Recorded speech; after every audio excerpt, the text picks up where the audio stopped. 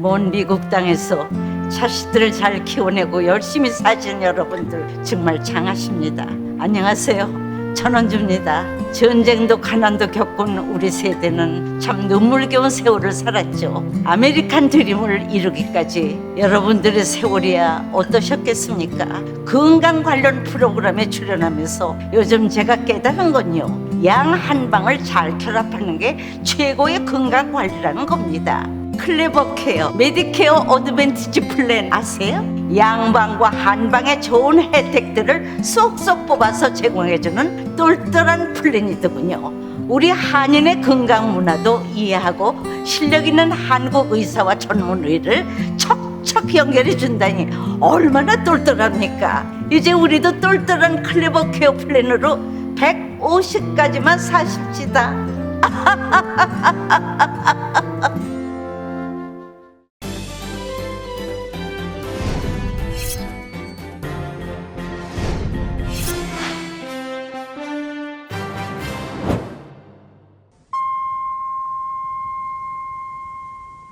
새로운 계절 가을, 행복하고 좋은 일들만 가득하시길 라디오 서울이 응원합니다.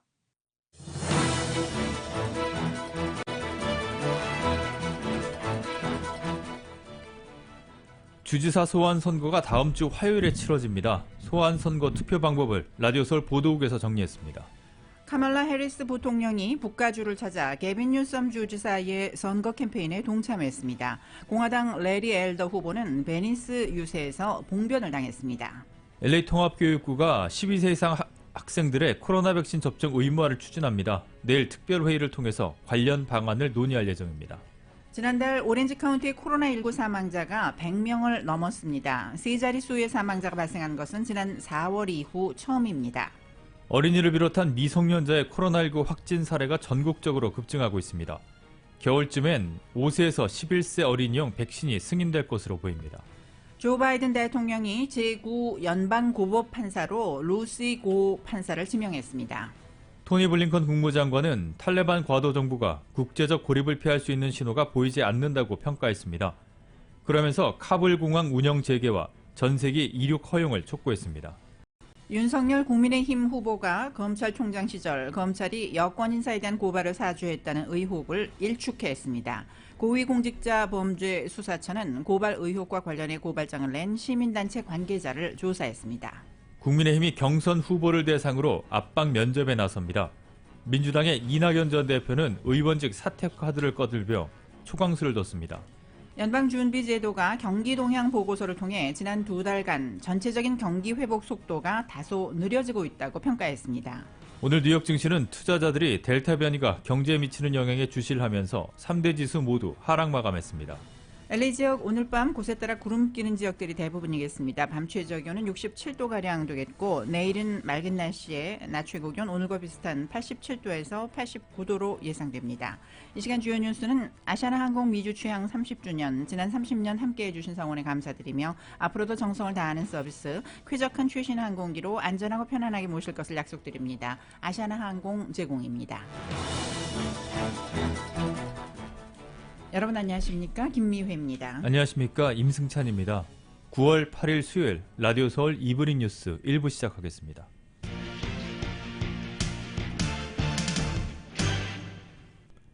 게빈 뉴섬 캘리포니아 주지사의 소환 선거가 다음 주 화요일로 이제 일주일도 채 남지 않았습니다. 이 소환 선거의 투표 방법 정연호 기자가 먼저 정리를 해봤습니다. 게빈 뉴섬 주지사 소환 여부를 결정할 D-Day가 다음 주 화요일로 다가왔습니다.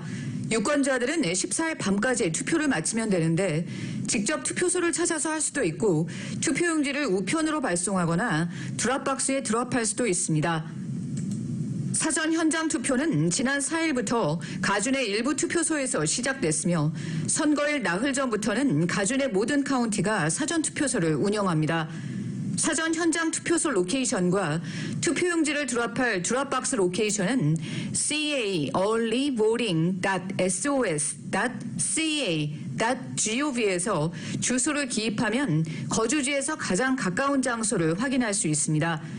투표일까지 기다리기를 원하는 유권자들은 14일 오전 7시부터 밤 8시 사이 투표소를 직접 찾아 한 표를 행사하면 됩니다. 투표소는 전화 1800-345-8683번 혹은 온라인상으로 확인할 수 있습니다. 우편으로 투표용지를 발송하려면 14일까지 우편 소인이 찍히면 됩니다. 지난달 30일이었던 유권자 등록 마감일을 놓친 주민들은 14일 당일에 투표소에서 혹은 투표일 전 사전 현장 투표소를 찾아 당일 유권자 등록을 하고 투표할 수 있습니다. 유권자들은 개빈 뉴섬 주지사를 소환할지 여부를 묻는 문항에 답하고 소환이 이루어질 경우 주지사직 남은 임기를 맡을 후보를 결정하는 문항에 답하면 됩니다. 2개 문항 중 하나에만 답해도 되고 2개 문항 모두 답해도 됩니다. 라디오 서울뉴스 정연호입니다.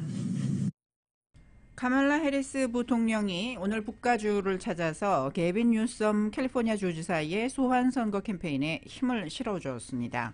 해리스 부통령은 이번 소환 선거에서 공화당이 승리한다면 다른 지역에서도 이와 같은 일이 일어날 것이라며 뉴섬 지사 소환에 반대 목소리를 분명히 했습니다. 또한 뉴섬 지사가 샌프란시스코 시장 시절 동성 결혼을 합법화한 것을 예로 들며 신념을 갖고 있는 일을 반드시 현실로 이뤄내는 능력을 갖춘 사람이라며 14일 선거에 적극 참여해 반대표를 던져줄 것을 당부했습니다. 조 바이든 대통령도 다음 주 캘리포니아주를 찾아 뉴섬 지사의 캠페인에 동참할 예정이고 버락 오바마 전 대통령은 동영상 메시지를 통해 이번 소환 선거에서 반대표를 행사해 줄 것을 캘리포니아 유권자들에게 당부했습니다. 이 주지사 소환 선거에서 공화당 후보 가운데 지지율 1위를 기록 중에 있는 레리 엘더 후보가 오늘 베니스 지역을 찾아 유세를 펼쳤지만 군중들의 강한 반대 일정을 서둘러서 마쳤습니다. 페어팩스 지역에서 아침 유세를 마친 엘더 후보는 베니스에서 노숙자 캠프 투어에 나섰지만 자전거를 타고 뒤쫓던 여성이 엘더 후보를 향해 계란을 던졌습니다. 이후 캠페인 관계자와 이 여성 간의 언쟁이 벌어졌고 이 여성이 관계자의 뺨을 때리는 등 분위기가 격양되자 엘더 후보는 차를 타고 다른 곳으로 이동을 했습니다. 캘리포니아 주지사를 지낸 배우 아놀드 슈왈제네거가 주지사 주민 소환 투표를 앞두고 현직 주지사를 향해 따끔한 일침을 놓았습니다. 슈왈제네거는 지금 분위기는 내가 주지사 소환 투표에 출마했을 때와 정확히 같다고 말했다고 CNN 방송이 보도했습니다.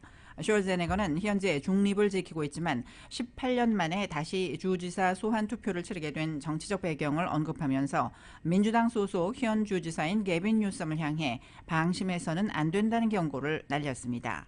그는 CNN 팟캐스트 토털 리콜 캘리포니아의 정치 서커스에 출연해 사람들이 화를 내고 실망한 데는 이유가 있다며 코로나19 팬데믹 사태, 주택위기와 노숙자 문제, 산불 등 자연재해 상황을 언급했습니다.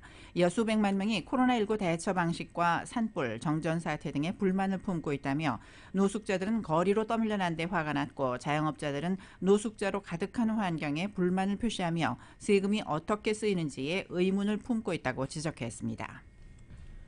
커버드 캘리포니아가 연방정부의 의료보험 보조금 혜택 만료로 보험료 인상에 맞닥뜨리게 된 주민들을 위해서 특별 가입 기간을 오픈하고 가입자를 받습니다. 특별 가입 기간은 코브라를 통해 의료보험 혜택을 받고 있는 캘리포니아 주민들을 위한 것으로 캘리포니아주 내 13만 8천여 명이 이에 해당됩니다. 코브라 정부 보조금 혜택이 이달 30일로 만료됨에 따라서 그동안 이 프로그램을 통해 수혜를 받아온 가주민들이 다음 달부터는 높은 보험료를 내야 하는데 특별 가입 기간을 통해서 커버드 캘리포니아로 갈아타면 저렴한 보험료 혜택을 누릴 수 있습니다. 코브라 수혜자들을 위한 커버드 캘리포니아 특별 가입 기간은 올 11월 29일까지며 이달 말 전에 가입을 하면 10월 1일부터 커버드 캘리포니아 보험 혜택을 받을 수 있습니다.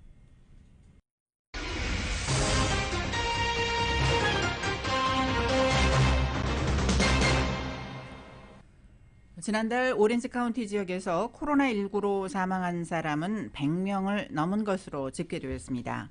카운티 보건국은 오늘 집계된 16명의 사망자 가운데 15명은 지난달에 사망한 것으로 확인됐다며 이로 인해 8월 사망자 수는 102명으로 늘었다고 밝혔습니다. 오렌지 카운티 코로나19 사망자가 100명을 넘은 것은 지난 4월 이후 처음입니다. 그러나 병원 입원 환자는 줄었습니다. 오늘 기준 코로나19로 병원에 입원한 환자는 446명으로 어제보다 20명이 줄었으며 이 가운데 135명은 중환자실에서 치료를 받고 있습니다. 코로나19 신규 확진 사례도 줄어드는 모습입니다. 지난주 하루 평균 확진자는 인구 10만 명당 16명으로 전주의 18.6명보다 줄었으며 확진율도 5.4%로 1.4%포인트가 감소했습니다. 오늘 아침 기준 오렌지 카운티의 코로나19 신규 확진자는 338명입니다. LA 통합교육부가 12세 이상 학생들의 백신 접종 의무화를 추진합니다. 교육위원회는 내일 오후 2시 열리는 특별회의 안건에 이런 내용을 포함시켰습니다. 현재 교육위원 3명은 학생들의 백신 접종 의무화를 고려하고 있고 한 명의 위원은 적극 지지하고 있는 것으로 알려졌습니다. LA 교사 노조도 최근 성명을 통해서 학생들의 백신 접종 의무화를 지지한다고 밝힌 바 있습니다. 한편 LA 카운티의 12세에서 15세 사이 청소년 가운데 60.8%가 최소 한 차례 백신을 맞은 것으로 보건국은 파악하고 있습니다. 코로나 예방 백신이 바이러스 감염에 대한 위험을 줄이는 효과 외에도 스트레스를 줄이는 효과가 크다는 조사 결과가 나왔습니다. USA가 코로나 팬데믹 동안 전국의 성인 8,000명을 상대로 웰빙 상태를 추적한 결과 코로나 예방 백신을 접종받은 주민은 정신적인 스트레스 해소 면에서 상당한 도움을 받은 것으로 드러났습니다. 1차 접종만 완료한 상황에서도 스트레스 해소 효과를 누릴 수 있었다고 연구팀은 지적했습니다. 캘리포니아주 센트럴밸리 지역이 코로나 바이러스 감염 환자들이 폭증하면서 몸살을 앓고 있습니다. 이 지역 병원 중환자실은 코로나 감염 환자들로 넘쳐나면서 병상이 모자라 환자들을 100마일 이상 떨어져 있는 병원으로 옮겨야 하는 실정입니다. 샌호아킨밸리와 세크라멘토 지역, 북가주 농촌 지역이 최근 델타 변이로 인한 코로나 환자 급증으로 가장 심각한 상황에 놓인 것으로 드러났습니다. 이 지역은 인구 밀집도가 높은 남가주나 샌프란시스코 베이 지역에 비해서 코로나 예방 백신 접종률이 낮은 상황입니다. 가주 보건국이 마련한 코로나 상황 측정 컴퓨터 모델에 따르면 샌호아킨밸리 지역의 중환자 입원 환자 수는 이달 말까지 계속 늘면서 수백 명의 코로나 사망자를 양상할 것으로 우려되고 있습니다. 델타 변이에 의한 전국적으로 코로나19 상황이 계속 악화하는 가운데 어린이를 비롯한 미성년자의 확진도 급증해서 우려가 커지고 있습니다. 최근 한 주 어린이 신규 환자 발생은 코로나19 발생 이후 가장 많은 것으로 나타났습니다. YTN입니다. 미국 소아과학회와 어린이 병원협회에 따르면 최근 한 주 코로나19 확진을 받은 어린이는 25만 1천여 명입니다. 주간 어린이 신규 환자가 25만 명을 넘은 건 코로나19 사태 후 처음입니다. 지난 6월 8,800명대와 비교해 30배 가까이 됩니다. 주목되는 건 지금까지의 어린이 누적 환자 500만 명 중 75만 명이 8월 한 달간 나왔다는 점입니다. 그야말로 폭증세입니다. 어린이를 비롯한 미성년자들이 중증으로 입원하는 사례도 늘고 있습니다. CDC에 따르면 접종률이 낮은 지역에서 지난달 어린이와 10대 입원은 4배가 증가했습니다. 어린이용 백신 승인 요구가 커지는 이유입니다. 하지만 쉽지 않습니다. 보건당국은 어린이용 임상 규모를 늘릴 것을 제약사에 요청하고 있는데 부모의 동의를 받아야 하기 때문입니다. 동의를 했어도 임상을 위해선 위생적인 공간 확보가 필수고 성인용 백신을 정해진 시간 안에 희석시켜 아이들을 달래가며 접종해야 하는 등 애로가 큽니다. 당국은 늦가을이나 겨울이 돼야 5세에서 11세 어린이용 백신이 승인될 것으로 전망합니다. 보건당국은 당분간 기존 지침을 더 강화하도록 요구할 수밖에 없는 실정입니다. CDC also recommends school employ additional key strategies in school to keep kids safe, including improved ventilation, physical distancing, and establishing screening programs for students and teachers. 특단의 대안이 나오지 않는 상황에서 활동량이 많은 어린이의 특성상 다른 취약층을 전염시키는 연결고리가 될 수 있다는 우려가 커지고 있습니다. YTN 김정희입니다. 전국적으로 코로나19 신규 확진자와 입원 환자 그리고 사망자가 1년 전 시점과 비교해서 2배에서 3배 가까이 늘어난 것으로 나타났습니다. CNN이 노동절이었던 월요일을 기준으로 전국의 신규 코로나19 확진자와 입원 환자 그리고 사망자를 비교한 결과 지난해 노동절보다 각각 3.5배와 2.5배 그리고 1.8배 늘어났다고 보도했습니다. CNN은 존스홉킨스 대학과 보건복지부 데이터를 인용해 이같이 전하면서 학교의 대면 수업 재개가 이런 복합적 상황을 더 어렵게 만드는 또 하나의 변수를 추가하는 것이라고 지적했습니다. 그러면서 어린이 확진자가 이번 대유행을 통틀어서 가장 가파르게 상승하고 있다며 어린이들이 코로나19에 잘 안 걸리고 병원에 입원하지 않는다고 해도 바이러스가 많이 퍼져 있다면 어린이들 역시 의도치 않게 감염될 수밖에 없다고 설명을 했습니다.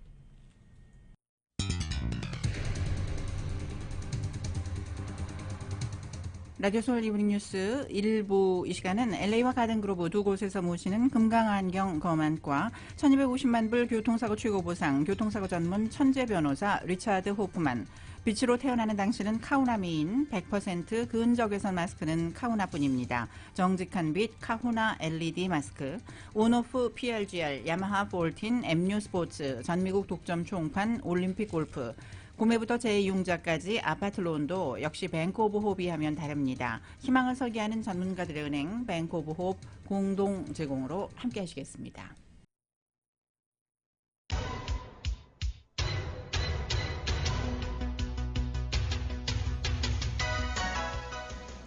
(5시 18분) 향하고 있습니다. 라디오 서울 이브닝 뉴스 1부 함께하고 계신데요. 이 시간 교통 상황입니다. 각 프리웨이 구간들 점점 심한 정체 보이기 시작하고 있습니다. 특히 101번 프리웨이 사우스 방면은 웨스턴 애비뉴 구간부터 속도 뚝 떨어지기 시작해서 멜로즈 애비뉴 구간부터 실버레이크 블루보드까지 9마일에서 15마일 정도로밖에 움직이지 못하고 있습니다. 이 밖에 110번 프리웨이 노스 방면도 101번 프리웨이 노스 방면과 만나는 구간부터는 10마일대로 속도 많이 떨어지고 있는 상황입니다. 교통 위험 신호 켜져 있는 구간들 눈에 띕니다. 101번 프리웨이 사우스 방면 멀홀랜드 드라이브 구간, 10번 프리웨이 이스트 방면은 센타아니타 애비뉴 출구에, 그리고 101번 프리웨이 노스 방면과 405번 프리웨이 사우스 방면이 만나는 구간에도 역시 교통 위험 신호 켜져 있습니다. 끝까지 안전 운전하시기 바랍니다. 교통 상황이었습니다. 네, 이브닝 뉴스 1부 미국 소식 이어집니다. 하원 본회의장에서 마스크 착용 의무화를 무시한 공화당 의원들이 잇따라서 벌금형을 부과받고 있습니다. 이에 대해서 이들 의원들은 해당 규정이 위헌적이라며 소송전을 예고하고 있습니다. 하원 윤리위원회는 오늘 공화당의 마조리 테일러 그린칩 로이 의원이 본회의장 마스크 착용 의무 규정을 어겼다면서 벌금 $500를 부과했습니다. 이 규정을 처음 위반한 로이 의원은 $500지만 지난 5월 이후 착용 거부로 이미 벌금을 부과받았던 그린은 누적 벌금이 $2,500에 달합니다. 하지만 이들은 폭압적인 권력자에게 이의를 제기하는 것은 소용없다면서 윤리위에 이의 제기를 하지 않았습니다. 앞서 공화당 하원에서는 이들 두 사람 외에도 토머시 메시, 렐프 노먼 등 5명의 의원들이 이 같은 이유로 벌금을 물었고 일부는 이의 신청을 했지만 모두 기각 처분이 됐습니다. 하원 본회의장의 마스크 착용 거부 시 벌금 규정은 올해 초에 만들어졌습니다.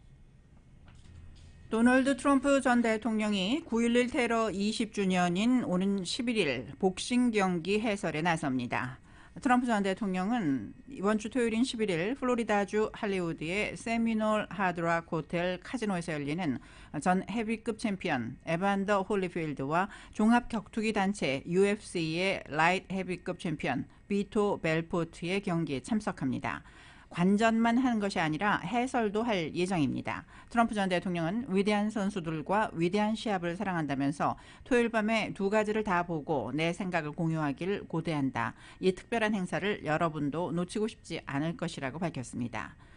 한편 트럼프 전 대통령과 달리 다른 전직 대통령들은 11일 9.11 추모 행사에 참석합니다. 트럼프 전 대통령이 11일에 9.11 추모와 관련한 일정을 잡을지는 아직 미지수입니다. 부시 전 대통령은 9.11 당시 납치된 여객기가 추락한 펜실베니아주 땡스비를 찾습니다. 버락 오바마 전 대통령도 세계무역센터가 무너진 뉴욕시를 방문합니다. 바이든 대통령은 당일 뉴욕시와 땡스빌, 국방부 등 세 곳을 연달아 찾을 예정입니다. 조 바이든 대통령이 오늘 미국이 노조가 건설한 국가라면서 노조 띄우기에 나섰습니다. 바이든 대통령은 오늘 노동자를 기념하기 위해 노조 관계자들을 백악관으로 부른 행사에서 지난해 배운 게 있다면 뭐가 중요하냐는 것이다.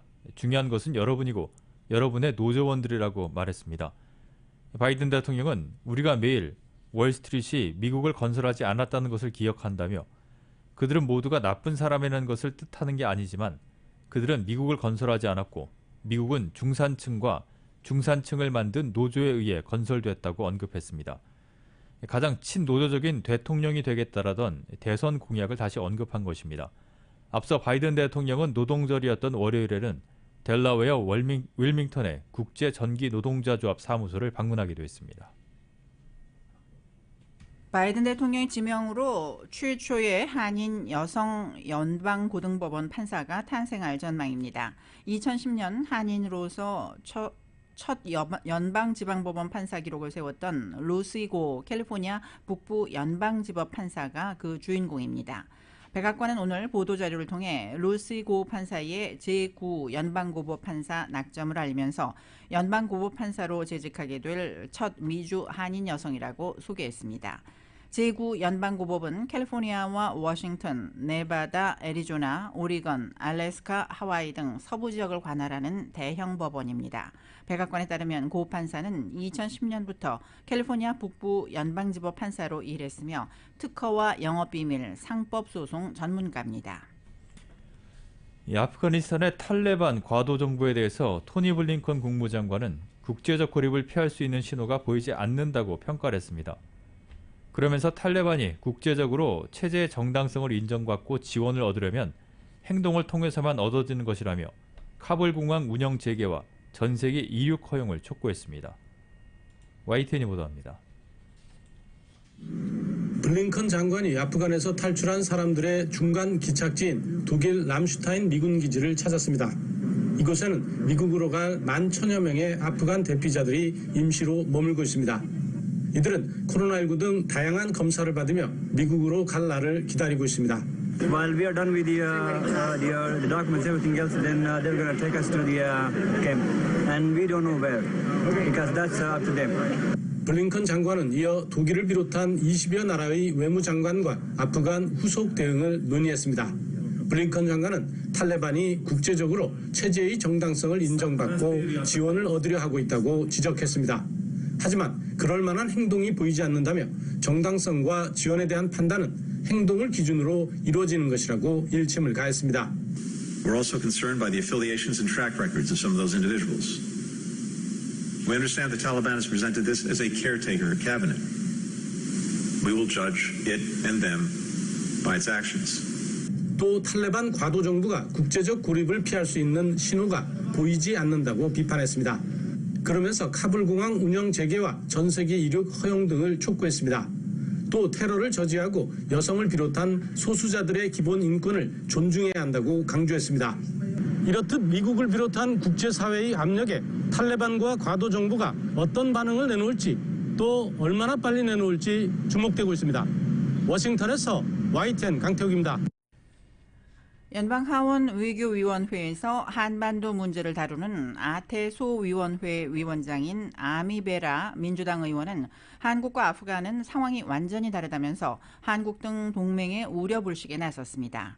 베라 의원은 오늘 싱크탱크 전략국제문제연구소가 주최한 화상간담회에서 아프간 철군이 한국 등 다른 나라의 안보 보장 약속에 대한 미국의 신뢰성에 의문을 제기한다는 취지의 질문에 이같이 답했습니다. 베라 의원은 한국을 향해 바이든 대통령의 아프간 철군 결정에 너무 깊은 의미를 부여하지 말라면서 한국은 아프간과 완전히 다른 나라라고 설명했습니다. 이어 한국이 가장 발전된 민주국가 중 하나이자 선진 경제국이라며 우리는 지정학적으로 오랜 전략적 관계가 있고 우리의 안보 약속은 의원들에게 매우 중요하다고 한 뒤 이는 공화당 물론 민주당 대통령에게도 마찬가지라고 강조했습니다. 미 정부가 지난해 기준으로 3,169만 달러의 북한 자산을 동결하고 있는 것으로 나타났습니다. 재무부 해외자산통제국은 오늘 공개한 2020 테러리스트 자산 보고서에서 지난해 북한의 동결 자산이 2019년보다 8만 달러가 늘었다고 밝혔습니다. 당초 해외자산통제국은 지난해 말 발표한 보고서에서 2019년 북한 동결 자산을 4,448만 달러로 집계했지만 이번 보고서에서는 재분류 등을 거쳐서 수치를 3,161만 달러로 수정했습니다. 보고서는 대북 제재는 북한 정부뿐 아니라 북한과 연계된 활동을 벌이는 개인 그리고 기관도 대상으로 하고 있다며 이번 보고서의 수치는 이들 모두에 대한 동결 자산이 포함됐을 수 있다고 설명했습니다.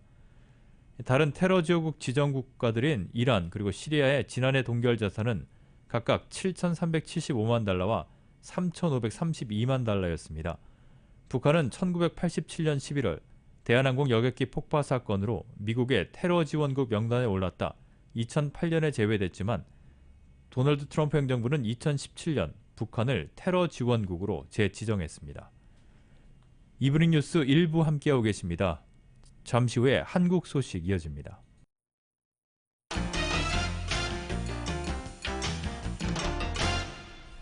네, 이브닝 뉴스 1부 한국 소식입니다.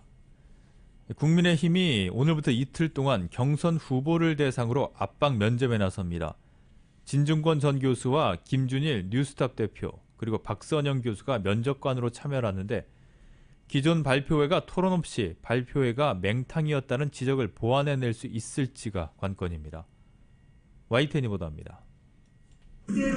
국민의힘 대선 주자 모두 모여 벌인 공약 발표회. 그런데 다른 후보 발표 도중 일찌감치 자리를 뜨거나 조는 모습이 취재진에 포착되기도 했습니다. 누구보다 긴장해야 할 대선 주자들조차 집중하지 못할 정도입니다. 2주 전 비전 발표회에 이어 이번 정책 공약 발표회 역시 알맹이 없는 학예회라는 혹평을 받아야 했습니다. 선관위가 왜 이렇게 유치한 결정을 하는지 모르겠습니다. 정하는 대로 하겠지만 하루속히 후보자가 좀 치열한 토론이 있었으면 좋겠다 이런 생각입니다. 아직도 의문점이 많고 준비가 아직 충분치가 않은 것 같습니다. 토론에 대해서 아직은 겉도는 수준의 형식들이 많아가지고 아쉽기 짝이 없습니다. 국민의힘 선거관리위원회는 대선 주자 12명을 대상으로 한 토론은 유례가 없다며 발표회로 대체한 이유를 설명했습니다.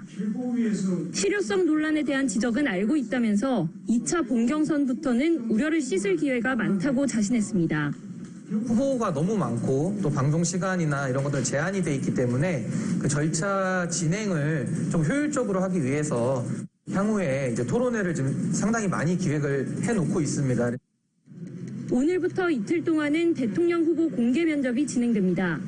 진보 논객으로 인지도가 높은 진중권 전 동양대 교수 등 3인의 면접관이 후보자들에 대한 궁금증을 가감없이 질문하는 방식입니다. 홍준표, 유승민, 최재형 등 후보 6명이 먼저 질문을 받고 다음 날 윤석열, 원희룡 등 후보 6명의 질의응답이 이어집니다. 상당히 진보적 입장에 있는 분들이 패널로 참석하실 것이기 때문에 진보가 묻고 보수가 답한다 이런 개념으로 아주 확실한 질문들이 많이 나올 것으로 그렇게 기대를 하고 있습니다. 결국 치열한 갑론을박을 볼 수 있는 국민의힘 대선 주자 토론회는 후보가 추려지는 컷오프 이후에야 열릴 전망입니다. 하루빨리 토론에 나서야 한다는 주자들이 있는 만큼 불만의 목소리도 계속될 수밖에 없습니다. YTN 박서경입니다. 민주당 충청권 경선에서 패배의 쓴맛을 본 이낙연 전 대표가 의원직 사퇴 카드를 꺼내들며 초강수를 두었습니다. 반면에 이재명 지사는 자신의 강한 추진력을 내세우며 대세론 굳히기에 들어갔습니다. YTN입니다. 호남을 찾은 민주당 이낙연 전 대표가 사실상 최후의 승부수를 던졌습니다. 의원직 사퇴를 선언하며 배수의 진을 친 겁니다.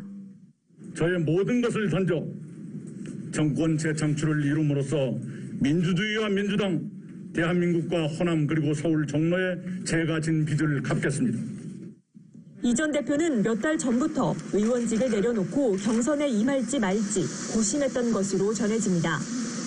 하지만 캠프 내 이견으로 의원직을 유지한 채 경선에 뛰어들었는데 충청권 패배 뒤 결심을 굳힌 겁니다. 결국 의원직 사퇴가 경선 도중 지지층을 결집하기 위한 마지막 반전 카드로 사용된 셈입니다. 이에 경선 경쟁자인 추미애 전 법무부 장관 측은 국회의원 자리는 대선 경선판에 함부로 올릴 수 있는 판돈이 아니라며 종로의 상징성을 망각한 경솔한 결정이라고 거세게 비판했습니다. 초강수를 둔 이 전 대표는 오는 12일 1차 슈퍼위크에서 공개되는 선거인단 64만 명을 대상으로 한 투표에서 역전의 발판을 마련하길 기대하고 있습니다. 여기서도 기세를 잡지 못하면 추석 연휴 뒤 곧바로 이어지는 호남 경선에서도 추격을 장담할 수 없기 때문입니다.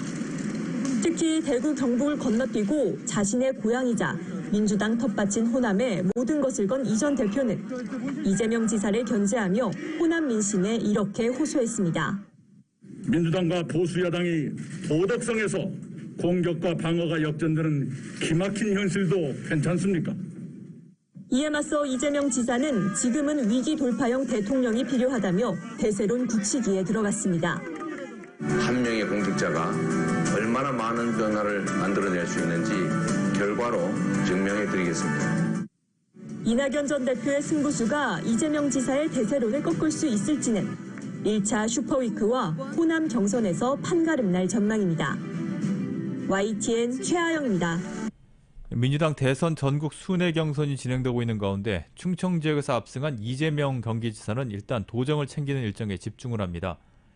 이 지사는 한국 시간으로 9일 공공기관 이전 부지의 발전적 활용 방안을 모색하기 위한 경기도와 수원시 사이 업무 협약식을 진행하고 유튜브 방송에 출연할 예정입니다. 이낙연 전 대표는 라디오 방송에 출연하고 전남 지역의 비공개 일정을 소화하면서 지역 주민들에게 지지를 호소할 예정입니다. 정세균 전 국무총리는 토요일 순회 경선이 진행되는 강원 지역을 찾아서 당원들을 만나고 추미애 전 법무장관도 강원도 미래발전을 위한 공약을 발표합니다. 윤석열 국민의힘 후보가 검찰총장 시절 검찰이 여권 인사에 대한 고발을 사주했다는 의혹을 일축했습니다. 의혹 문건을 괴문서라고 규정하고 자신을 국회로 불러달라며 격앙된 반응을 내놨습니다. KBS가 보도합니다. 고발 사주 의혹에 대해 말을 아꼈던 윤석열 후보, 닷새 만에 기자회견을 자청했습니다.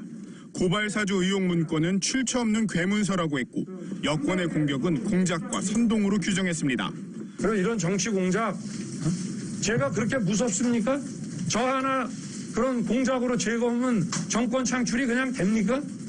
윤 후보는 고발 사주로 자신에게 유리한 게 있느냐고 반문했고 제보자를 향해선 폭탄을 던져놓고 숨지 말고 당당하게 나와 출처를 밝히라고 했습니다. 또 정치 공작을 하려면 제대로 하라며 국회에서 부르면 응하겠다는 뜻도 내놨습니다. 인터넷 매체가 한번 보도하면 벌떼처럼 나서서 떠들고 저를 국회로 불러주십시오. 당당하게 저도 제 입장을 얘기하겠습니다. 15분간의 정면 대응 기자회견은 예정에 없이 갑작스럽게 이뤄졌습니다. 당 밖은 물론 당내 다른 후보들의 공세도 이어지고 홍준표 후보의 지지율 상승 추이도 이어지는 상황이라 이번 의혹을 해결하지 못하면 대세론이 흔들릴 수 있다는 판단을 한 것으로 보입니다. 민주당은 당장 화풀이 기자회견이라고 윤 후보를 비판했습니다. 또 이번 고발 사주 의혹이 검찰 수사권을 사유화하고 야당과 내통해 선거에 개입한 것이라고 규정했습니다. 검찰이 정치에 개입한 정도가 아니라 아예 서초동에서 불법 정치를 했습니다. 윤석열 국민의힘 후보는 국민 앞에 사죄하고 수사에 성실히 임해야 합니다. 민주당은 국민의힘을 향해서도 의혹과 관련된 사람 전원을 즉각 출당시켜야 한다고 주장했습니다. KBS 뉴스 강병수입니다. 고위공직자 범죄수사처가 윤석열 전 검찰총장 측의 고발 사주 의혹과 관련해 고발장을 낸 시민단체 관계자를 불러서 조사했습니다. 이와는 별도로 대검에선 진상조사가 이루어지고 있는데 박범계 법무장관은 유의미한 조사가 진행되고 있다고 밝혔습니다. YTN입니다. 지난 6일 윤석열 전 검찰총장의 고발 사주 의혹과 관련해 고위공직자 범죄수사처에 고발장을 낸 시민단체 대표가 이틀 만에 다시 공수처에 출석했습니다. 공수처가 수사 여부를 판단하기 위해 첫 고발인 조사를 진행한 겁니다. 다만 기초조사 차원에서 진행한 것으로 피고발인들을 입건해 정식으로 수사에 착수한 건 아닌 것으로 전해졌습니다. 엄밀한 의미에서는 좀 입건된 상태가 아니기 때문에 또 입건을 하기 위한 사전조사 측면입니다. 그래서 통상의 고발인 조사하고는 좀 다르다라는 점을 앞서 이 시민단체는 윤 전 총장 등 핵심 인물들을 직권남용 권리행사 방해와 공무상 비밀누설, 공직선거법 위반 등 5가지 혐의로 고발했습니다. 단체 대표는 조사에서 공수처 측 요청에 따라 국가공무원법에 대한 고발 부분을 취하했다며 나머지 혐의에 대해선 직접 수사하겠다는 의지가 보였다고 전했습니다. 공수처는 검찰 진상조사 활동과 법리 문제 등을 여러 각도로 검토하는 기초조사를 통해 수사 착수 여부를 조만간 결정할 것으로 보입니다. 대검찰청 진상조사에도 속도가 붙고 있습니다. 손준성 검사가 사용했던 PC를 확보한 데 이어 제보자의 공익신고와 함께 휴대전화 등 관련 자료를 추가로 제출받아 분석하고 있는 것으로 전해졌습니다. 박범계 법무부 장관은 유의미한 조사가 이뤄지고 있다고 본다며 다만 수사 전환 여부는 대검이 자체 판단할 문제라고 말을 아꼈습니다. 어쨌든 유의미한 조사가 이루어지고 있기 때문에 수사 전환 여부는 현재로서는 대검이 자체 판단할 시점이 아닐까. 이와 별도로 법무부에서도 여러 경우의 수를 가정해 수사 주체와 법리적인 부분에 대한 검토를 진행했습니다. 현재 공수처와 법무부, 대검이 모두 관여돼 있지만 아직 감찰이나 수사의 구체적인 움직임은 보이지 않고 있습니다. 진상조사 결과와 공수처 입건 시기에 따라 수사 주체 윤곽도 잡힐 것으로 보입니다. YTN 강희경입니다. 라디오 서울 이브닝 뉴스 잠시 후에 계속됩니다.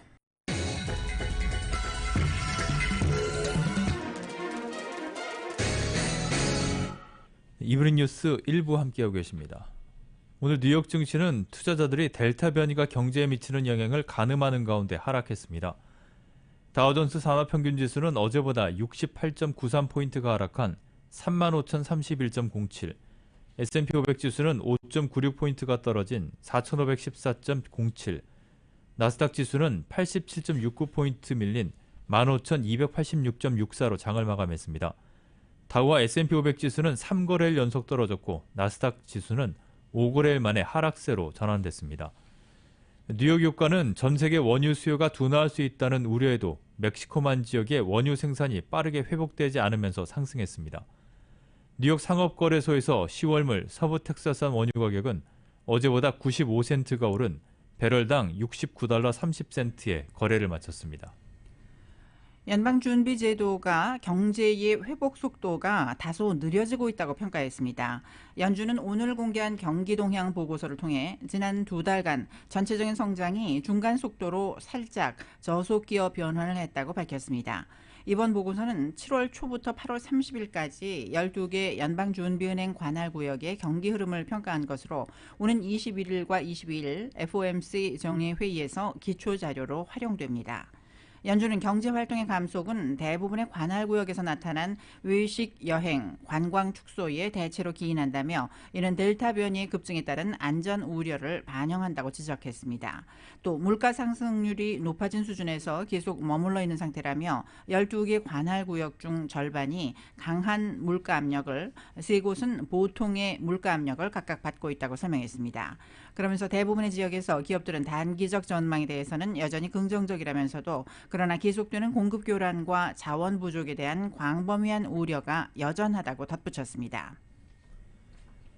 최대 가상화폐 거래소인 코인베이스가 가상자산을 빌려주는 고객에게 이자를 제공하겠다는 대출 프로그램을 내놓자 증권감독당국이 경고장을 보냈습니다. 월스트리트저널과 CNBC에 따르면 코인베이스는 증권거래위원회인 SEC로부터 코인베이스 랜드라는 상품과 관련해 소송 가능성을 경고하는 통지서를 받았다고 보도했습니다. 코인베이스 랜드는 USD 코인 보유자가 코인베이스를 통해서 대출 신청자에게 이 코인을 빌려줄 경우 연 4%의 이자를 받을 수 있는 상품입니다. 몇 주 내로 출시 예정인 이 상품에 대해서 SEC는 투자보호법에 따라 정부에 등록해야 하는 상품이라는 판단을 내린 것으로 보인다고 월스트리트저널은 전했습니다. 앞서 뉴저지를 비롯한 몇몇 주 당국이 다른 회사의 비슷한 가상화폐 대출 플랫폼에 대해 증권법 위반 혐의를 제기한 바 있습니다. 제닛 옐런 재무장관이 오늘 의회가 연방부채 상한을 늘리지 않으면 다음 달 채무 불이행 상태에 빠질 수 있다며 법안 처리를 촉구했습니다. 정치 전문 매체 더 힐에 따르면 옐런 장관은 오늘 민주당과 공화당의 상하원 지도부에 보낸 서한에서 가용한 모든 수단과 수중의 현금이 전부 소진되면 미국은 역사상 처음으로 상환 의무를 충족할 수가 없을 것 같다고 밝혔습니다. 그는 또 재무부는 불확실성을 감안할 때 비상조처가 얼마나 오래 지속할지에 관해 구체적인 추정을 제시할 수 없다면서도 최신 정보에 근거할 때 가장 가능성이 큰 결과는 10월에 현금과 비상조처가 소진된다는 것이라고 말했습니다. 옐런 장관은 그간 법안 처리 지연 시 경제와 글로벌 금융시장에 회복할 수 없는 피해를 줄 것이라며 의회를 향해 법안 처리를 호소했습니다. 야당인 공화당은 바이든 대통령이 지시한 4조 달러 규모의 예산안이 국가 부채와 납세자 세액 부담을 증가시킨다는 이유 등을 들어 예산 규모를 축소하지 않는다면 국가 채무 관련 법안을 처리할 수 없다고 주장하고 있습니다. 아마존이 일론 머스크가 이끄는 우주 탐사 기업 스페이스X를 강력히 비난했습니다. 아마존은 스페이스X가 연방정부의 규칙을 무시하고 남 비방만 한다는 내용의 항의 서한을 연방통신위원회 FCC에 발송을 했습니다. 아마존은 우리에 대한 스페이스X의 공격은 한숨만 나오게 한다며 스페이스X는 아무것도 양보하지 않고 가능하면 규칙을 무시하며 다른 모든 것이 실패했을 때 정부의 도움을 간청한 다른 회사들을 비판한다고 성토했습니다. 아마존의 스페이스X 비판은 위성 인터넷 사업을 둘러싼 양사의 갈등에서 비롯됐습니다. 돈 그레이브스 상무부 부장관은 반도체와 전기차 배터리 등에 대한 안정적인 공급망 구축을 위해서는 한국과의 협력이 중요하다고 말했습니다. 그레이브스 부장관은 오늘 싱크탱크 전략국제문제연구소가 주최한 화상 세미나에서 반도체를 국가안보와 경제 경쟁력을 위한 필수 요소로 규정하면서 이같이 밝혔습니다. 그레이브스 부장관은 특히 반도체 부족은 주요 산업 교란과 노동자 해고, 경기 회복 지연을 유발하고 우리의 장기적인 리더십을 위협한다고 지적했습니다. 이어 20년 전 우린 전 세계 반도체의 37%를 생산했지만 지금은 12%라며 우리가 해야 할 일은 장기적으로 미래 붕괴를 피하고자 반도체 산업에서 미국의 리더십과 경쟁력을 회복하는 것이라고 강조했습니다.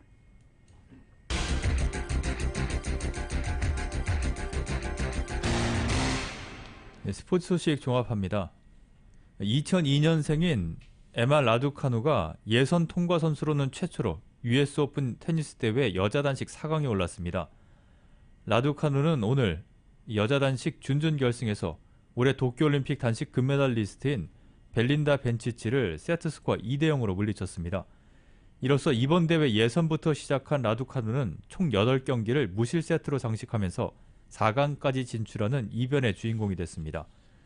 프로 선수들의 메이저 대회 출전이 허용된 1968년 이후 US 오픈 여자 단식 4강에 예선 통과 선수가 진출한 것은 이번이 처음입니다. 만약에 라두카누가 결승에 진출하게 되면 남녀를 통틀어서 사상 최초로 예선 통과 선수의 메이저 대회 단식 결승 진출 사례가 됩니다. 한편 남자 단식에서는 올해 도쿄올림픽 단식 우승자인 알렉산더 치베레프가 로이드 해리스를 세트스코어 3대0으로 꺾고 4강에 올랐습니다. 치베레프는 잠시 뒤인 오늘 저녁 6시에 치러지는 노박 조코비치와 마테오 베레티니 경기 승자와 준결승을 치르게 됩니다. 미국과 유럽의 남자 골프 대항전 라이더컵 올해 대회 출전할 미국 대표팀 12명의 명단이 확정됐습니다. 미국 팀 단장인 스티브 스트리커는 올해 라이더컵 단장 추천수로 나올 6명의 명단을 발표했습니다. 6명은 토니 피나우와 젠더 쇼펠레, 해리스 잉글리시 등입니다. 메이저리그 소식 살펴보겠습니다. 이 피츠버그와 디트로이트 타이거스의 경기는 8회 초가 진행 중인데 박효준 선수는 5회 말 투수 타석에 대타로 나와서 우익스 라인 드라이브로 아웃됐습니다. 디트로이트가 현재 5대1로 앞서고 있습니다. 시애틀과 휴스턴은 8대5 시애틀의 승리로 경기가 끝났고 샌프란시스코는 콜로라도 락키스를 7대4로 물리쳤습니다. 텍사스 레인저스는 애리조나 다이아몬드백스에 8대5로 승리를 했습니다. 토론토 블루제이스는 5회 초 현재 뉴욕 양키스에 3대0으로 앞서가고 있습니다. 탐파베이 베이스와 보스턴 레드삭스의 경기 현재 6회 말 경기 진행 중입니다. 양팀 0대0 득점은 없습니다. 탐파베이의 최지만 선수는 부상자 명단에서 벗어나면서 오늘 5번 타자 겸 1루수로 선발 출전을 했습니다. 현재 2타수 무안타 기록 중입니다. 캔사스시티와 볼티모어의 경기는 캔사스가 5회가 끝난 현재 4대0으로 앞서고 있습니다. 뉴욕 매츠와 마이애미 말린스의 경기는 8회 말 현재 1대1입니다.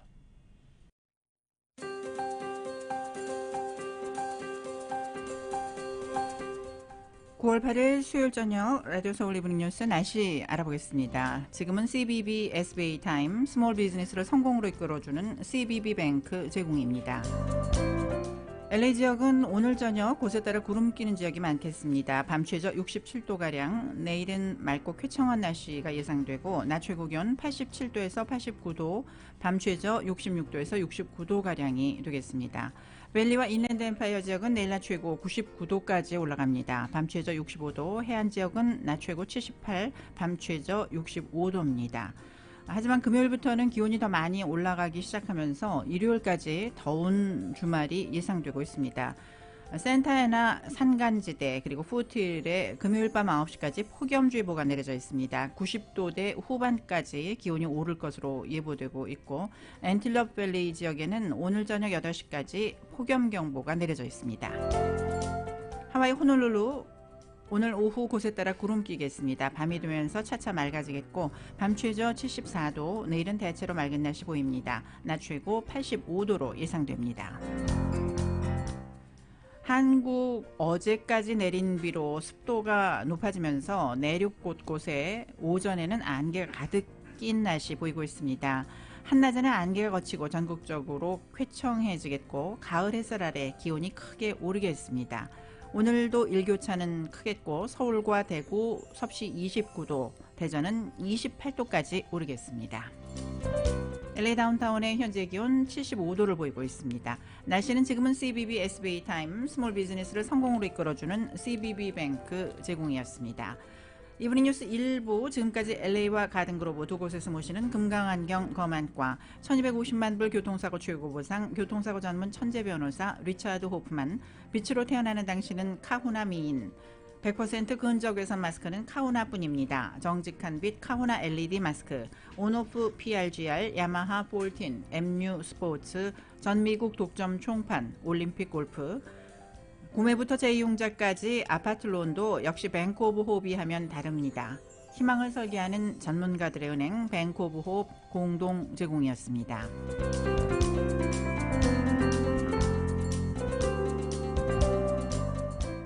잠시 후 6시부터 라디오 서울 이브닝 뉴스 2부가 진행됩니다.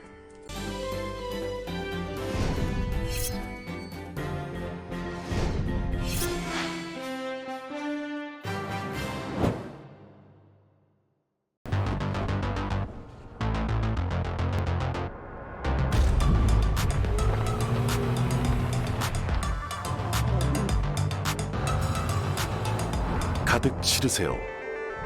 원하는 건 무엇이든 초대형 그림도 거뜬하죠. 언제나 기아 카니발 MPV는 자신있게 말합니다. 당신의 다음 도전은 무엇인가요? 기아 카니발 MPV